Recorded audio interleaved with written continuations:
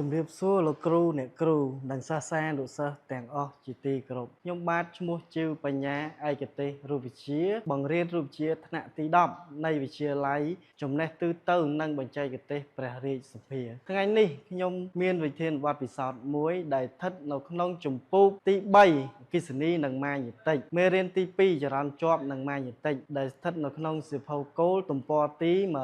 121ដល់ទំព័រទី123បាទហើយយើងបានសិក្សារោចមកហើយពីមេដែកអញ្ចឹងយើងដឹងហើយមេដែក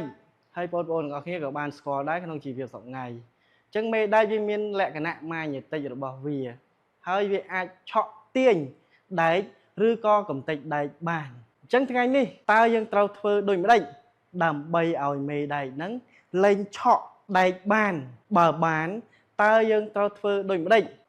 ដើម្បីបកស្រាយចម្ងល់នេះលោកគ្រូនឹងលើកវិធានបទពិសោធន៍មួយក្រោមចំណងជើងថាការបន្សាបម៉ាញេទិកនៃមេដែកអញ្ចឹងដើម្បីធ្វើការពិសោធន៍លោកគ្រូនឹងបង្ហាញពីវត្ថុបំណងនៃការពិសោធន៍អញ្ចឹងវត្ថុបំណងគឺបង្ហាញពីការបន្សាបលក្ខណៈម៉ាញេទិកនៃមេដែកដោយវិធីដំបំបែកអញ្ចឹងដើម្បីសម្រេចវត្ថុបំណងលោកគ្រូនឹងលើកបង្ហាញសម្ភារៈក្នុងដំណើរការពិសោធន៍ដូចខាងក្រោម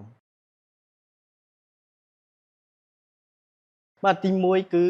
មេដែកបាទទី2គឺម្ជុលដែកណាម្ជុលដែកនេះម្ជុលដែកបាទម្ជុលដែកហើយទី3គឺក្រណាត់បាទក្រណាត់ទី4គឺវ៉ែនតាពាក់ការពារភ្នែកបាទទី5គឺញញោឯនេះគឺជាបន្ទះលោហៈយើងអាចរកនៅក្រាស់ឡានបានហើយនឹងថង់ផ្លាស្ទិកបាទនិងមួយចុងក្រោយគឺជាចង្កឹះបាទចង្កឹះនេះយើងអាចរកនៅផ្ទះក៏បានឬក៏នៅបន្ទប់ពិសោធន៍ក៏មានដែរបាទចឹងដើម្បីធ្វើពិសោធន៍លោកគ្រូទី1លោកគ្រូត្រូវយកមេដែកយើងយកមកធ្វើម៉េចបាទគឺយើងយកមកខ្ចប់នឹងអីគឺក្រណាត់នេះដល់ពេលដែលយើងខ្ចប់រួចបាទយើងខ្ចប់រួចយើងកាន់វាចេះបាទអញ្ចឹងហើយមុននឹងយើងយកវាទៅដំយើងត្រូវពាក់វ៉ែនតាការពារសិនខ្លាចពេលកំទេចហ្នឹងវាថោកភ្នែកបាទពឹងពាក់វ៉ែនតាហើយយើងយកអានេះមកធ្វើអីអានេះយើងយកវាមកទ្រាប់ដើម្បីដំបំបែកមេដែកហ្នឹងឲ្យម៉ត់និងញញោបាទញញោយើងយកមកដំវាឲ្យបែកឲ្យម៉ត់បាទដំឲ្យច្រើនដងទៅវាម៉ត់ពេលដែលម៉ត់ហើយយើងត្រូវធ្វើម៉េចទៀតម៉ត់ហើយយើងត្រូវប្រមូលវាអស់ហើយយើងដាក់នៅក្នុងថង់ផ្លាស្ទិកបាទថង់ផ្លាស្ទិកដាក់នៅក្នុងថង់ផ្លាស្ទិកហើយយើងត្រូវយកចង្កឹះនេះមកកូរវាឲ្យសព្វដើម្បីឲ្យវាមានលបាយល្អឬក៏យើងក្លុកវាក៏បានដែរបាទឥឡូវដល់ដំណើរការពិសោធន៍បាទអញ្ចឹងយើងដឹងអានេះបងប្អូនអរគ្នាស្គាល់ហើយគឺមេដែកអញ្ចឹងដើម្បីបង្ហាញថាវាជាមេដែកឬមិនមេដែកលោកគ្រូនឹងធ្វើពិសោធន៍ផ្ទាល់ជាមួយម្ជុលដែកតើវាមានលក្ខណៈឆក់ទាញអត់បាទអញ្ចឹងនេះជាម្ជុលដែកអញ្ចឹងលោកគ្រូលាវាឡើងដាក់នៅលើតុបាទនេះតុដាក់នៅលើតុអញ្ចឹងបងប្អូនសង្កេតមើលទាំងអស់គ្នាអញ្ចឹងលោកគ្រូដាក់នៅលើម្ជុលដែកនេះតើបងប្អូនសង្កេតឃើញដូចម្ដេចបាទអញ្ចឹងនេះបងប្អូនសង្កេតឃើញម្ជុលដែកមកតោងជាប់នឹងមេដែកអញ្ចឹងបង្ហាញថាមេដែកនេះជាមេដែកពិតប្រាកដហើយវាមានលក្ខណៈម៉ាញេទិកដែលឆក់ទាញកំទេចដែកឬក៏ម្ជុលដែកមែនបាទអញ្ចឹងដើម្បីបំបត្តិការឆក់ទាញនេះលោកគ្រូនឹងធ្វើពិសោធន៍មួយដោយយកមេដែកហ្នឹងទៅដំបាទមុននឹងដំលោកគ្រូពាក់វ៉ែនតាការពារសិនខ្លាចកំទេចដែកហ្នឹងវាចូលភ្នែកកំទេចមេដែកហ្នឹងចូលភ្នែកបាទក្រោយពីពាក់វ៉ែនតារួចលោកគ្រូត្រូវយកមេដែកហ្នឹងមកស្រោបនឹងក្រណាត់នេះឲ្យជិតបាទស្រោបនេះស្រោបមិនមើលបងប្អូនគ្នាណាខាងទៅផ្ទះវិញអត់ចេះធ្វើអញ្ចឹងពេលដែលយើងស្រោបរួចយើងយកវាមកដាក់នៅលើបន្ទះដែកនេះបន្ទះដែកគឺល្អបើឈើគឺវាដំអត់បែកទេបើបន្ទះដែកវានឹងងាយបំបែកអញ្ចឹងយើងយកវាដាក់នៅលើនេះបាទដាក់លើនឹងហើយយើងត្រូវធ្វើមិនទៀតត្រូវយកញញោបាទញញោនេះគឺជាញញោមកធ្វើម៉េចមកដំបំបែកមេដែកហ្នឹងឲ្យម៉ត់ឲ្យអស់ នេះដំឲ្យខ្លាំងបន្តិចអូនអរគ្នាមើលដំឲ្យខ្លាំងហើយយើងត្រូវត្រឡប់វាដំឲ្យខ្លាំងហើយត្រូវត្រឡប់វាឲ្យច្រើនសារដើម្បីឲ្យម៉ត់ដូចក្របខ្សាច់អញ្ចឹងដំឲ្យម៉ត់ពេលយើងដំហើយយើងលាមើលតើវាម៉ត់ល្អនៅបាទអញ្ចឹងក្រោយពីដំរួចអញ្ចឹងលោកគ្រូមានត្រោមដៃការពារប្រមូលកំទេចដែកហ្នឹងបាទអញ្ចឹងលោកគ្រូចាប់ដើមប្រមូលហើយបាទប្រមូលវាជាដុំហើយដាក់ចូលក្នុងថង់ផ្លាស្ទិកបាទដាក់ចូលក្នុងថង់ផ្លាស្ទិកអញ្ចឹងដាក់ចូលធ្វើអីអូនបាទអញ្ចឹងលោកគ្រូដាក់ចូលហើយលោកគ្រូចាប់ដើមស្លេញវាបាទស្លេញវាឬក៏លោកគ្រូយកចង្កឹះកែវនេះមកកូរវាឲ្យសព្វបាទសក់ចូលមកនេះសក់ចូលហើយយើងលើកមើលដដែលមកយើងកាន់វាកូរឲ្យសព្វបាទកូរឲ្យសព្វនេះមើលកូរឲ្យយូរបន្តិចអូនដើម្បីឲ្យវាសព្វពេលដែលសព្វហើយយើងដាក់វាផ្ដុំគ្នានេះផ្ដុំគ្នាដូចដែលយើងមើលនៅក្នុងថង់នេះអញ្ចឹងនេះផ្ដុំគ្នាពេលដែលផ្ដុំគ្នាហើយលោកគ្រូក៏បន្តយកមកធ្វើពិសោធន៍ទៀតធ្វើពិសោធន៍ដំណា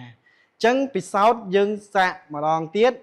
តើនៅពេលដែលយើងយកមកដាក់ក្បែរមកជុលដែកនេះយើងសង្កេតមើលបងប្អូនគ្នាពេលលោកគ្រូដាក់ម្ដងទៀតណា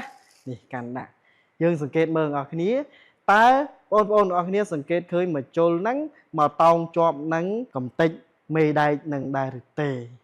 បាទនេះសង្កេតមើលបាទអញ្ចឹងបងប្អូនសង្កេតឃើញមិនបាទអញ្ចឹងកំទេចដែកហ្នឹងគឺអត់មកតោងជាប់នឹងកំទេចដែកនៅពេលដែលយើងដំរួចហើយនឹងទេចុះហេតុអីបានជាវាអត់ជាប់បាទមូលហេតុដែលបណ្ដុំនៃកំទេចមេដែកมันអាចឆក់ទាញមកជុលដែកបានដោយសារលោកគ្រូគោមិញហ្នឹងដែលធ្វើឲ្យទិសដៅដែនម៉ាញ់ទិកមានទិសដៅផ្ទុយគ្នា